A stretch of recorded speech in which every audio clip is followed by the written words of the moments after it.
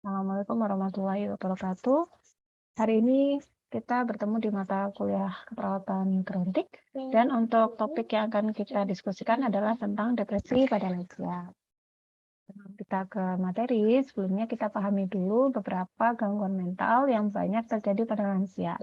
Jadi selain depresi, ada dua gangguan mental ya yang banyak terjadi pada lansia. Yang pertama adalah demensia. Demensia adalah sindrom penurunan memori atau penurunan ingatan, pemikiran dan perilaku, serta kemampuan lansia untuk melakukan aktivitas harian. Jadi untuk demensia atau yang biasa kita sebut dengan kepikunan, ini menyebabkan lansia kesulitan untuk mengingat sesuatu, kemudian kesulitan juga untuk melakukan aktivitas sehari-hari. Selain itu, lansia juga beresiko mengalami gangguan kecemasan, bisa disebabkan karena faktor penuaan atau masalah penyakit fisik yang diderita dalam jangka waktu yang lama. Nah, untuk ketiga gangguan mental ini penyebabnya diantaranya karena tekanan hidup, kemudian rasa kesepian karena ditinggal oleh pasangan bisa atau ditinggal oleh keluarga terdekat, kemudian yang terakhir karena adanya pelecehan fisik, verbal, psikologis, finansial, dan seksual, misalnya seperti diabaikan atau tidak dihormati oleh lingkungannya. Kemudian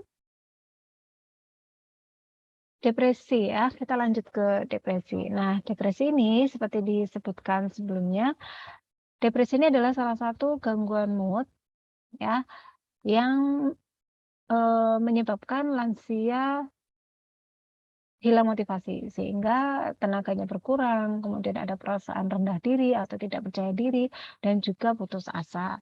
Nah, kondisi ini ternyata pada lansia angkanya masih cukup tinggi ya. Walaupun di negara barat angkanya sudah mencapai 15-20%, namun di Indonesia angkanya juga masih tinggi. Bahkan di dunia, depresi ini masih menempati urutan keempat penyakit ya, penyakit yang menyebabkan beban ya pada dunia. Kemudian untuk prevalensinya, lansia wanita atau lansia perempuan 20% ya, angkanya lebih tinggi dibandingkan dengan lansia laki-laki, yaitu 12%. Nah, depresi pada lansia ini memang jarang teridentifikasi atau underdiagnosed ya, maksudnya jarang teridentifikasi atau jarang bisa terlihat ya, jarang bisa diangkat oleh tenaga kesehatan pada lansia. Karena lansia ini memiliki kondisi fisik ya, atau penurunan kondisi fisik dan masalah medis yang dialami oleh lansia tersebut. Nah, gangguan depresi ini bisa terjadi pada lansia yang mengalami masalah penyakit fisik seperti kanker, HIV, stroke, dan diabetes mellitus. Terkadang tanda gejala dari depresi ini dia berbaur dengan tanda gejala yang dialami karena penyakit fisik. Nah, hal inilah yang menyebabkan depresi pada lansia ini sulit untuk diidentifikasi atau terkadang bahkan lansia sendiri tidak bisa mengenali gitu kalau sebenarnya uh, lansia ini mengalami depresi. Nah, tanda gejalanya yang sering berbaur diantaranya adalah adanya tanda gejala sakit kepala, dada berdebar-debar, kemudian muncul sakit pinggang dan juga gangguan gastrointestinal seperti muncul mual muntah, kemudian diare ya. Nah, depresi ini juga terkadang tanda gejalanya hampir serupa dengan tanda gejala demensia dan delirium. Nah, yang membedakan yang pertama adalah onset perubahan status mental dan perjalanan penyakit. Depresi dan demensia cenderung progresif dan dia berjalan dalam jangka waktu yang lebih lambat dibandingkan dengan delirium. Sedangkan kalau delirium dia waktunya lebih cepat ya, bisa dalam waktu singkat, namun cepat juga untuk kembali sembuh. Gitu. Sedangkan untuk demensia dan depresi karena bersifat progresif dan kronis, jadi angka kesembuhannya lebih kecil dibandingkan dengan delirium. Ya. Kemudian untuk level kesadarannya, delirium lebih cepat bisa kembali ya, lebih cepat membaik gitu ya dibandingkan dengan depresi dan demensia. Karena depresi dan demensia ini melibatkan kerusakan jaringan otak dalam jangka waktu yang cukup lama gitu sehingga untuk prognosisnya lebih rendah dibandingkan dengan gangguan delirium, ya. Kemudian untuk rentang perhatiannya juga lebih cepat delirium ya, rentang perhatiannya lebih tinggi delirium dibandingkan depresi dan demensia. Nah, mengapa penting? Kenapa depresi penting? Perlu kita perhatikan pada lansia dan perlu segera kita treatment ya. Karena tadi pertama karena sulit terdiagnosis ya. Kalau depresi sudah sulit untuk diidentifikasi atau sulit untuk didiagnosis, tentunya tenaga kesehatan juga akan sulit untuk mentreatment. Semakin lama suatu penyakit mental tidak terdeteksi, maka prognosisnya juga akan semakin buruk ya. Kemudian juga tidak bisa disembuhkan lagi seperti itu. Nah, depresi ini juga berisiko tinggi ya, menyebabkan lansia bunuh diri, apalagi depresi yang disertai dengan gangguan psikotik, misalnya muncul waham, ya, halusinasi, ya. Nah, dengan adanya gangguan psikosis ini, depresi yang dialami oleh lansia bisa menyebabkan bunuh diri. Nah, penyebab bunuh diri karena depresi ini biasanya diikuti karena apa gitu ya?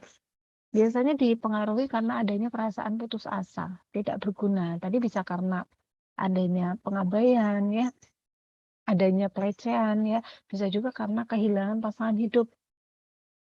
Kemudian keterbatasan fisik ya, penurunan fungsi fisik pada lansia menyebabkan lansia beresiko tinggi mengalami depresi. Kemudian gangguan fungsi, penggunaan alkohol, kecemasan, dan depresi psikotik atau depresi yang disertai dengan adanya masalah psikotik. Nah,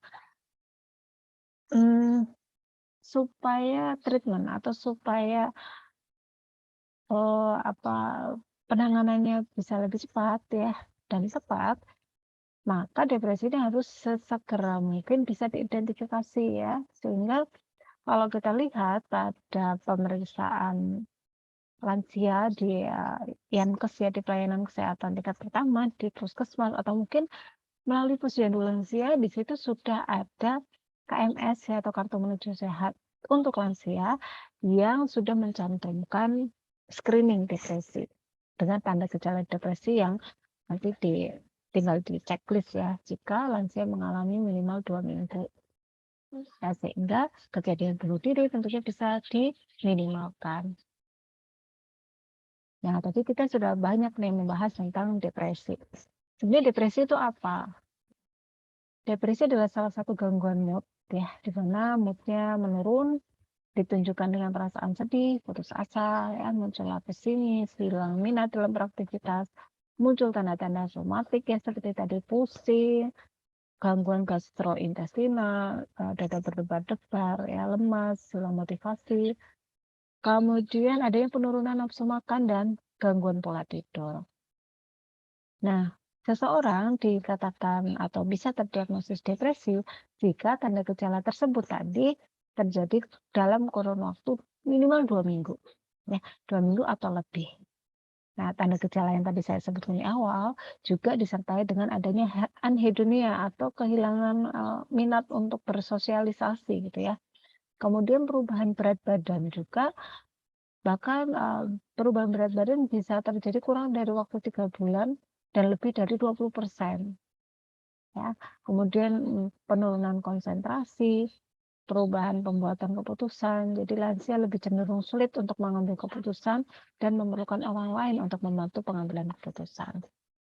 Selain itu muncul juga penurunan harga diri atau harga diri rendah, minderan ya. Jadi merasa tidak capable ya, malas berkomunikasi dengan orang lain karena ada perasaan tidak mampu seperti itu. Dan kemudian adanya perubahan tujuan hidup. Dan untuk diagnosis depresi ini sendiri di dunia kedokteran atau di dunia medis bisa kita lihat di PPDGJ ya, di pedoman klasifikasi ya, penggolongan gangguan jiwa 3. Ya, di situ dituliskan bahwa ada beberapa tanda gejala yang bisa diarahkan atau mengarah kepada kondisi depresi. Yang pertama adalah berkurangnya energi yang menuju pada kondisi mudah lelah dan penurunan aktivitas. Kemudian berkurangnya harga diri, tadi ya sudah disebutkan, jadi lansia lebih cenderung minder. Kemudian muncul keinginan atau muncul perasaan bersalah dan tidak berguna. Ini salah satu bentuk tanda gejala keputusasaan ya. Kemudian pandangan terhadap masa depan yang suram, ya, lebih pasrah terhadap kehidupan, sehingga tidak ada pencapaian-pencapaian yang bermakna dalam hidupnya. Kemudian bahkan muncul perilaku yang membahayakan ya. Perilaku membahayakan mungkin tidak se-ekstrim bunuh diri mungkin ya, atau melukai diri sendiri. Tetapi pada lansia ini perilaku membahayakan yang biasa dilakukan contohnya tidak mau berobat ya, padahal lansia sendiri tahu bahwa dia memiliki penyakit kronis gitu. Tidak mau berobat, tidak mau makan ya, kemudian lebih autis ya, jadi lebih suka dengan aktivitas atau kegiatannya sendiri. Oh. Kemudian, nah respon depresi ini dia berlangsung mulai minggu ketiga. Dari minggu kedua tadi ya, kemudian akan muncul peningkatan tanda gejala ini di minggu ketiga. Dan lamanya juga tergantung dari bagaimana lansia tersebut mengatasi masalah tersebut. Yang mengatasi perasaannya, kemudian mencari strategi coping yang sesuai. Nah, bila strategi yang digunakan untuk menyelesaikan masalah, strategi yang digunakan untuk mencegah depresi itu adaptif ya, maksudnya konstruktif ya, bagus gitu ya. Nah, tahap ini paling hanya berlangsung 1-2 minggu saja, tidak bisa tidak perpanjang, tidak lama gitu ya. Namun kalau fase-fase depresi ini tidak ada coping yang adaptif ya, bahkan destruktif ya, mengarah ke merusak seperti menjauh dari lingkungan sosial, malas melakukan aktivitas dasar ya, tidak mau makan, malas tidur gitu ya, malas beristirahat gitu ya. Dan ini berlangsung dalam jangka waktu yang lama, maka tahap ini bisa lebih dari 1 tahun, bahkan sampai 2 tahun lebih. Nah, ini yang perlu diwaspadai ya. Nah, sebenarnya depresi ini bisa sembuh atau tidak gitu.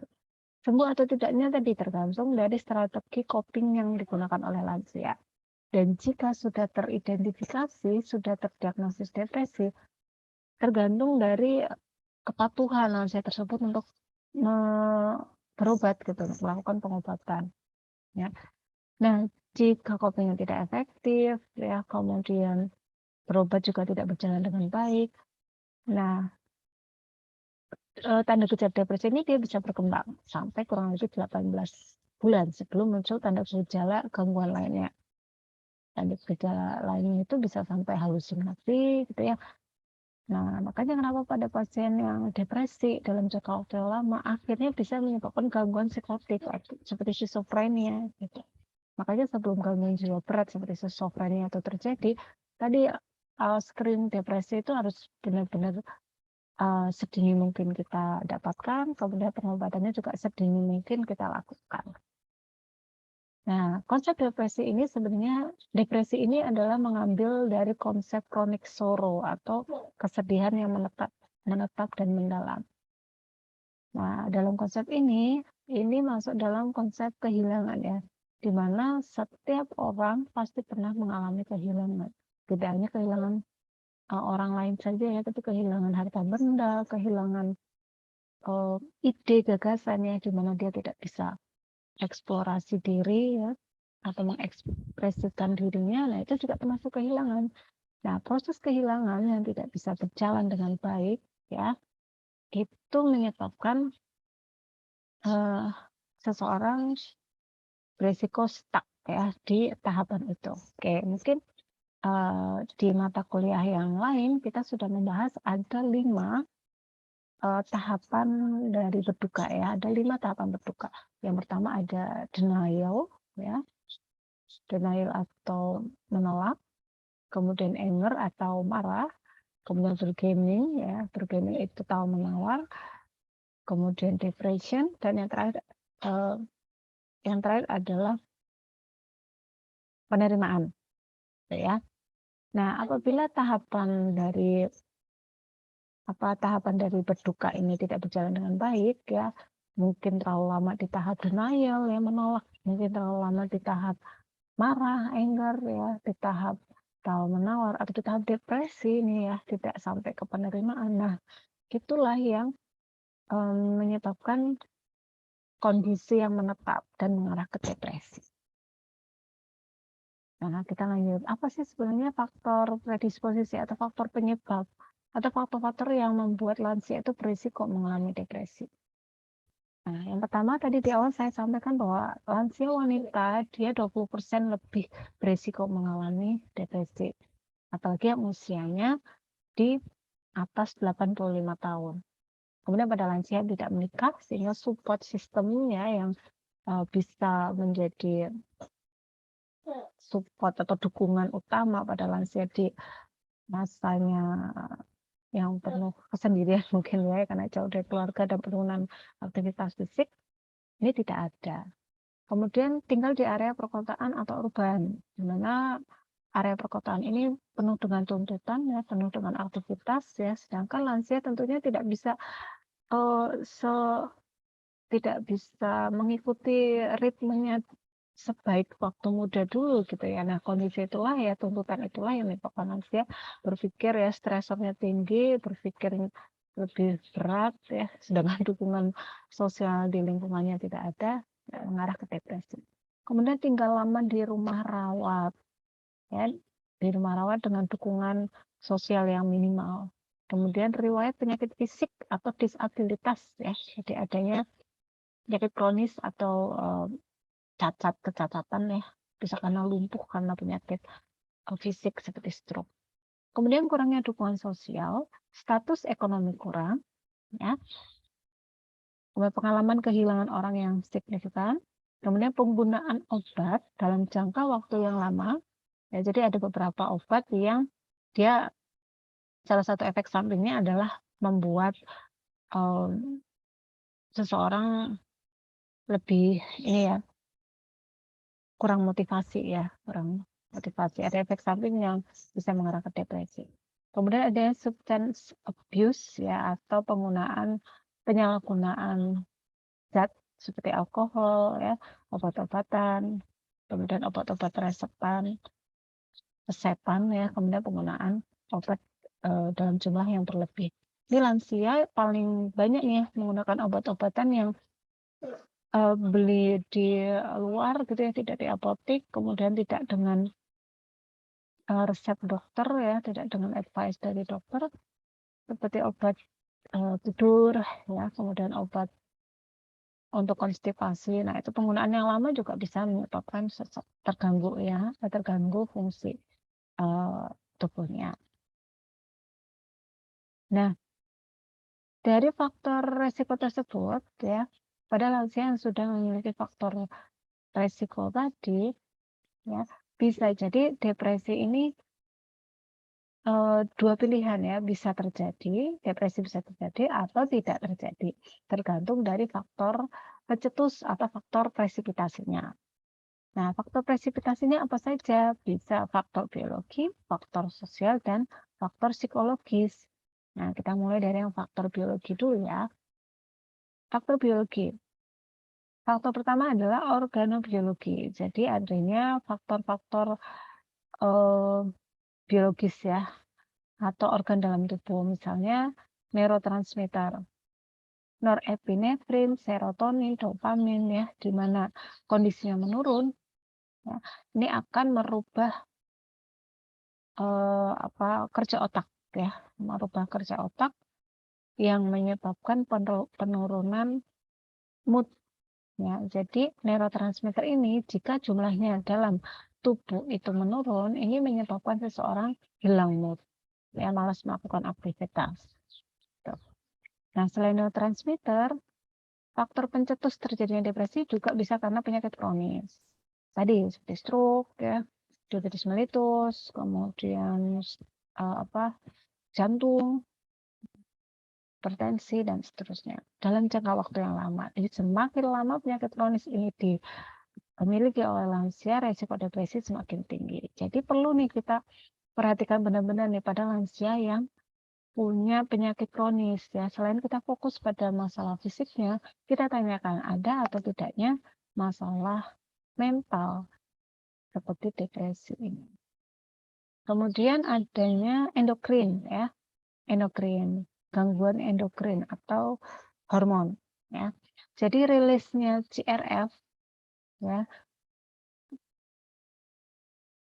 Oke, CRF ini keluar kemudian akan menstimulasi munculnya ACTH ya, hormon ACTH. Nah, hormon ACTH ini dia akan merilis hormon kortisol. Jadi hormon-hormon ini ya apabila jumlahnya berlebih maka akan menstimulasi munculnya hormon kortisol. Nah, hormon kortisol ini apa? Dialah hormon yang menyebabkan munculnya stres. Ini kalau kita bilang kortisol itu hormon stres lah ya, hormon yang memacu seseorang menjadi gampang stres ya. Baik itu dengan cara meningkatkan kerja organ tubuh kita ya seperti dada mulai berdebar-debar, nafas terengah-engah ya, badan mulai kaku. Nah, itu karena ada peran kortisol di situ. Kemudian emosinya jadi labil, itu karena hormon kortisol. Depresi juga bisa disebabkan pencetusnya ya faktor presipitasinya karena genetik atau keturunan.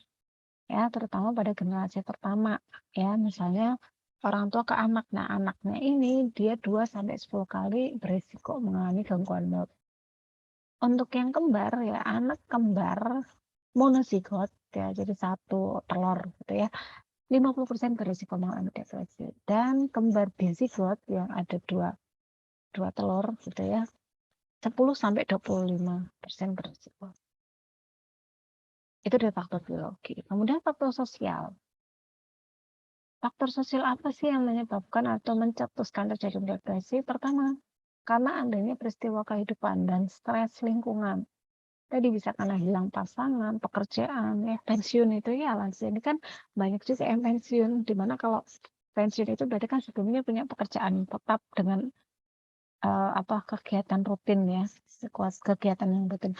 Dengan adanya pensiun gitu ya, kita sebut post power syndrome gitu ya. Jadi kehilangan sindrom stres karena hilangnya pekerjaan. Jadi di rumah hanya tidak banyak aktivitas, jumlah ekonomi juga mulai menurun. Nah, itu dari faktor sosial. Kemudian hilangnya objek yang dicintai, istrinya, suaminya sudah meninggal misalnya, atau anak cucunya ya, pisah rumah ya. Jadi karena sudah punya kegiatan sendiri, memutuskan untuk pindah rumah. Nah, inilah yang bisa juga menyebabkan depresi. Kemudian kondisi terisolasi dari lingkungan, ya karena lansia kan sudah sulit ya untuk bisa beraktivitas keluar rumah ya. Kalau mungkin ke lingkungan sekitar mungkin masih bisa, tapi untuk aktivitas yang membutuhkan tenaga harus jalan jauh ya, kemudian waktu yang lama standby gitu memang agak sulit sehingga bisa terisolasi ya, dijauhi dari lingkungan. Kemudian yang terakhir adalah faktor psikologis, bisa karena faktor kepribadian ya. Lansia yang punya gangguan kepribadian dia 4 kali mudah depresi dibandingkan yang tidak. Gangguan kepribadian misalnya antisosial gitu ya. Jadi lansia-lansia yang tidak menyukai hubungan sosial dengan orang lain. Nah, itu berisiko 4 kali terhadap terjadinya depresi. Kemudian obsesif kompulsif, histerionik dan ambang. Jadi kepribadian yang mudah cemas ya. Jadi lansia-lansia yang mudah cemas, mudah bingung. Nah, ini resiko depresi. Kemudian faktor psikodinamik seperti adanya gangguan perkembangan karena hilangnya objek ya, aktivasi mekanisme pertahanan diri. Nah, faktor psikologis yang paling banyak adalah perasaan kesepian. Nah, nanti mekanisme kesepian seperti apa kita akan bahas di materi yang berbeda. Oke. Ya, silakan Jika nanti ada yang belum jelas atau ada yang ingin ditanyakan, Anda bisa menuliskan pertanyaan di kolom komentar ya, jangan lupa. Baik, kita lanjutkan. Sekarang depresi ini ada macamnya ya. Jadi depresi pada lansia ada 2 macam. Yang pertama adalah depressive disorder dan yang kedua adalah bipolar disorder. Bedanya apa? Kalau depressive disorder dia pure ya, pure depresi saja. Jadi tanda gejalanya lebih mengarah kepada depresi saja. Gitu. Depresi berarti yang mengarah ke hilang ya, hilang mood gitu. Jadi lebih ke tidak mau makan, tadi tidak mau beraktivitas ya. Nah, jadi lebih mengarah ke situ. Yang pertama adalah akut jika tanda gejalanya depresi ini berlangsung dalam waktu 2 tahun, maksimal 2 tahun. Ya. Nah, kalau kronik dia lebih dari 2 tahun. Selanjutnya yang kedua adalah bipolar disorder. Bipolar B itu 2 ya, jadi ada 2 kutub depresi tapi 2 kutub. 2 kutubnya apa? Jadi ada saat di mana lansia itu mengalami depresi dan ada saat di mana lansia itu mengalami mania atau manik. Nah, mania itu apa? Mania itu perasaan yang gembira, senang, tapi berlebihan. Ya, mudah tersinggung, jadi iritatif ya.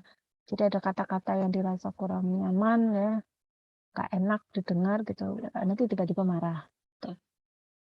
Atau merasa ada semangat yang berlebihan. Jadi ada stimulus kecil pun membuat lansia tidak bisa mengontrol emosinya. Jadi senangnya sangat teramat sangat gitu. Kemudian nafsunya meningkat, sangat aktif dan kritis.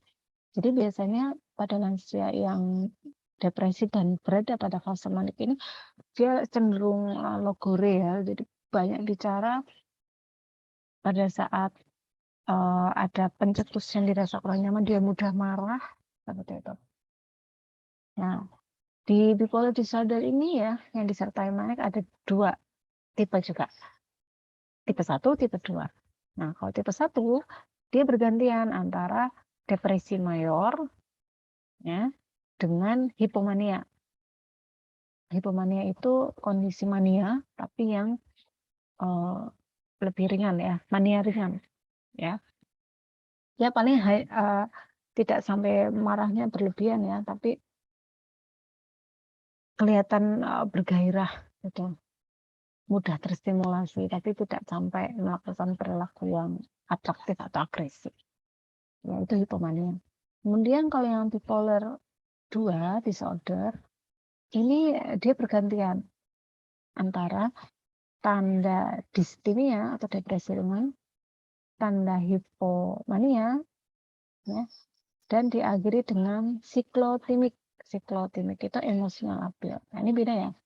Kalau bipolar 1 dia bergantian antara depresi mayor dengan hipomania. Itu bergantian saja. Jadi kadang sedih sekali, kemudian kadang senang, gitu ya. Nah, kalau bipolar 2 dia sedih, senang, kemudian diakhiri dengan emosi yang labil, ya. Bergantian ya, bergantian dalam jangka waktu yang singkat, gitu. Tiba-tiba senang, tiba-tiba marah, ya, tiba-tiba sedih, gitu. Ya, lanjut. Nah, tanda gejalanya ini apatis, anoreksi, tidak mau makan ya. Perasaan tidak berguna, putus asa, tidak berdaya. Multiple vagosomatic atau physical complaint ya. Jadi muncul tanda gejala fisik yang tidak jelas. Vago itu tidak jelas ya. Jadi merasa tengkuknya sakit, rasanya seperti tensinya naik gitu ya. Setelah dicek tensi ternyata kondisinya baik-baik saja. Seperti dadanya berdebar-debar, dia merasa kayak ada penyakit jantung gitu ya. Setelah dicek ternyata kondisinya biasa saja. Jadi ada gangguan somatik yang tidak jelas. Itu karena depresi itu tadi. Kemudian hilang minat, perasaan tidak bahagia, perasaan tergantung juga semakin meningkat. Jadi apa-apa harus dibantu oleh orang lain, perubahan perilaku lain ya, menarik diri dan gangguan tidur. Nah, ini tanda-tanda gejala umum dari depresi. Nah, selanjutnya Jika depresi ini berlangsung dalam jangka waktu lama, tidak segera diobati, tidak segera di treatment, ya, maka yang terjadi dampaknya adalah pertama adalah penurunan kualitas hidup. Kualitas hidup itu dia lebih general, bisa psychological well-being, ya, bisa kualitas dia dengan dirinya, kualitas dirinya dengan lingkungannya, ya, dengan sekitarnya, dia akan menurun. Kemudian penurunan status kesehatan, ya, karena kondisi fisik dan mental itu dia saling terkait, ya. Penurunan kondisi mental dia akan menurunkan imunitas tubuh. Dengan penurunan imunitas tubuh, maka seseorang akan mudah untuk terjangkit penyakit, ya. Kemudian tidak mampu berfungsi efektif, kehilangan percaya diri, penurunan kemampuan komunikasi, sulit untuk berkomunikasi, afasia, sulit menyusun kata-kata, sulit untuk memulai pembicaraan, sulit untuk memahami kata-kata, ya. Itu penurunan kemampuan berkomunikasi. Kemudian gangguan sosial, cenderung menyendiri atau cenderung karena agresif, ya, mungkin dia ada di fase bipolar disorder tadi, jadi ada fase manik, ya. Jadi karena dia terlalu bergairah, dia terlalu atraktif, ya, mudah marah, akhirnya dia cenderung dijauhi oleh lingkungannya. Kemudian memperparah penyakit atau distres, muncul disabilitas penurunan kemampuan, ya. Ya, karena terlalu banyak aktivitas diem gitu, ya. Jadi kurang motivasi, jadi akhirnya kemampuannya juga menurun. Dan yang terakhir adalah meningkatkan risiko kematian. Nah, kalau sudah seperti itu gimana caranya untuk strategi copingnya untuk individu? Kita bisa fokus yang mana nih, ya? Untuk lansia kita bisa mengarahkan pada tugas, ya. Jadi supaya masalahnya benar-benar selesai. Pertama bisa melakukan aktivitas yang rutin, ya. Aktivitas ini bisa berdasarkan hobi, ya, atau bisa berdasarkan proses terapi. Hobi misalnya nih, ya, lansia punya hobi bercocok tanam, lansia punya hobi merajut, menyulam, memasak. Nah, aktivitas ini mungkin bisa dilakukan secara rutin. Kita berkebun setiap hari 2 kali, pagi dan sore hari misalnya. Atau merajut itu bisa dilakukan pagi hari pada saat suasana hening, ya. Orang di sekitar sedang bekerja, suasananya sepi. Nah, lansia ini bisa memanfaatkan waktu luangnya itu untuk melakukan aktivitas tadi seperti menyulam, memasak gitu, ya. Kemudian mencari informasi yang sesuai, ya. Informasi ini juga kalau semisal ada anggota keluarga lain yang mendampingi lansia, informasi yang didapatkan oleh lansia juga harus selektif, ya. Ada lansia yang sudah bisa mengoperasikan gadget, punya WhatsApp, ya, kemudian informasi apapun itu masuk ke WhatsApp, ya, WhatsApp grup biasanya, ya.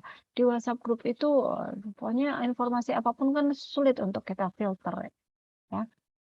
Ada bahaya obat ini bisa meningkatkan risiko kematian misalnya.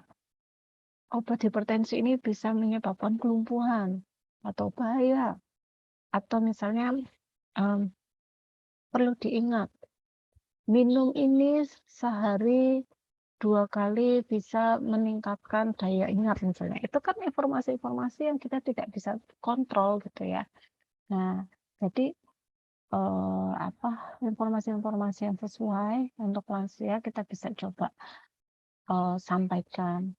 Kalau semisal lansia tersebut dapat informasi yang dirasa kurang cocok, kurang pas, ya kita bisa berikan masukan gitu, ya, bahwa ini kondisinya nggak benar atau informasinya kurang tepat.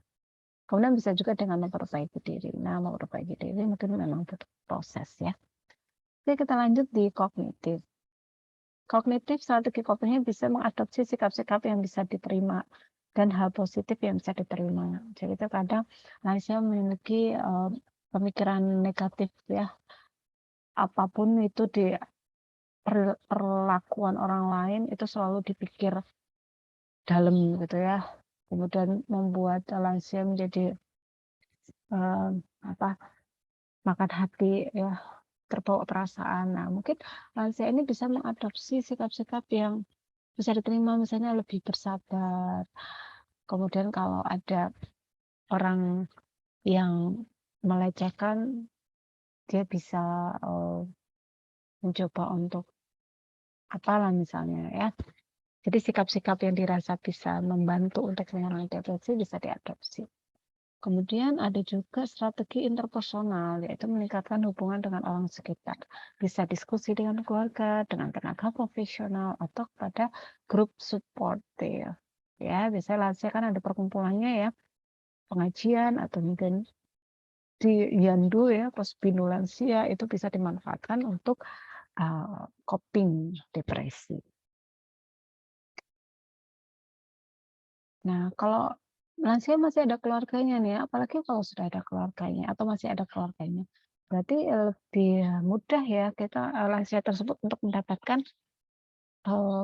dukungan gitu ya. Jadi lansia bisa mencari dukungan, bisa kemudian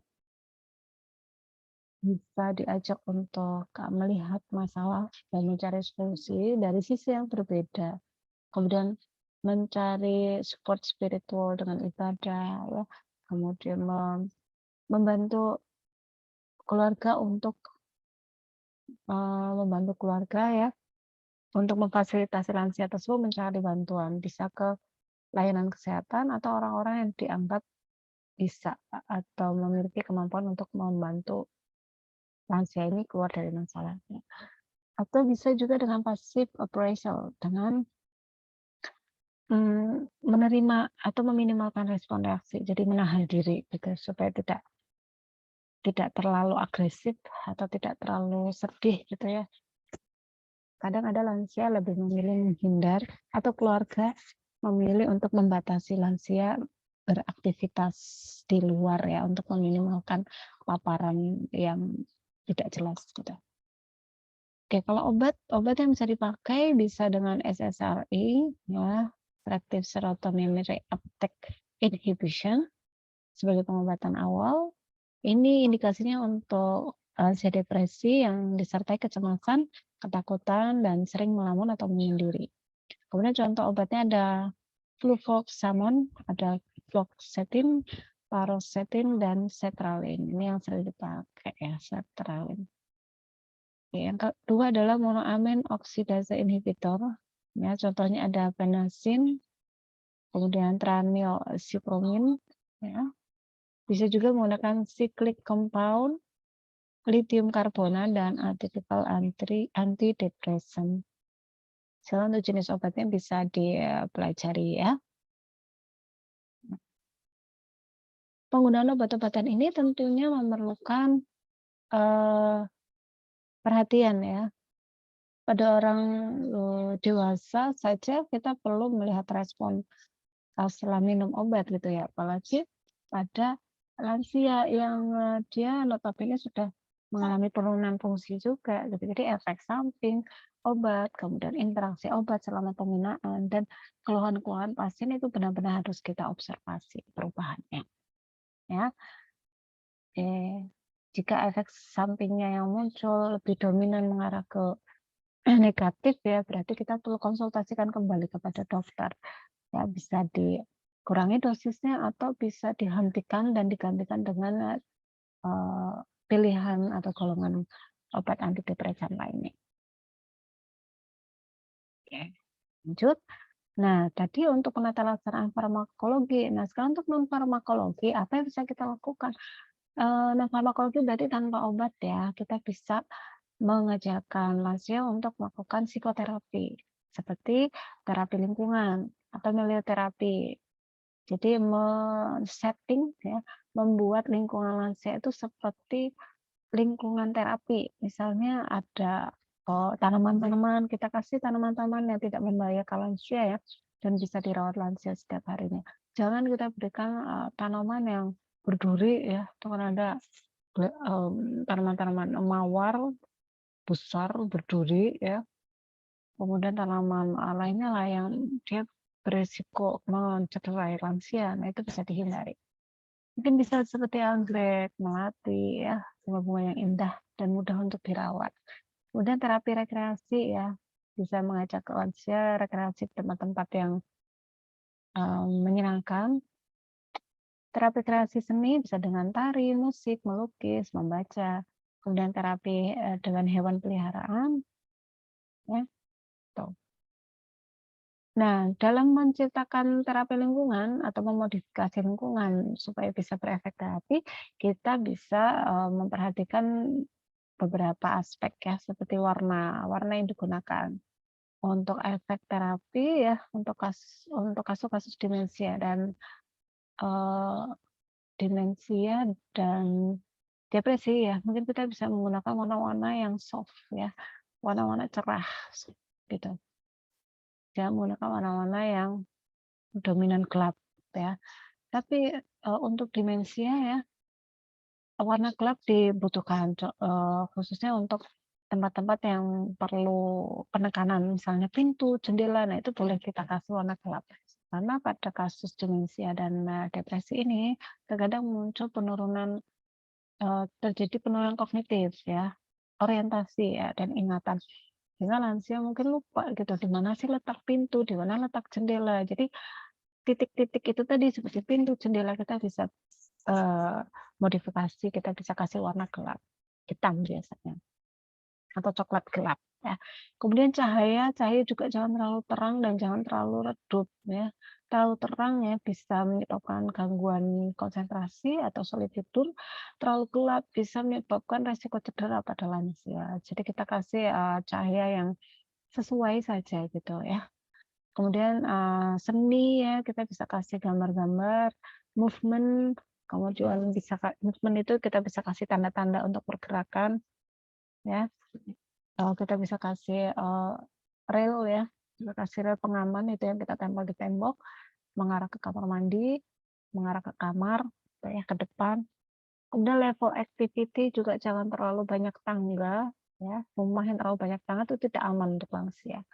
Kemudian interpersonal environment, hubungan dengan lingkungan ya, lansia tidak diletakkan di satu tempat yang sepi, tempat yang jauh dari lingkungan. Nah, ini akan lebih baik kalau kita dekat dengan orang terdekat lah ya. Misal lansia dekat dengan anaknya ya, kamarnya jangan terlalu jauh dari anak-anaknya. Jadi ada tuh lansia yang dia terpisah sendiri rumahnya, walaupun masih satu lingkungan tapi terpisah jauh. Jadi kalau pada saat dia membutuhkan sesuatu kesulitan gitu.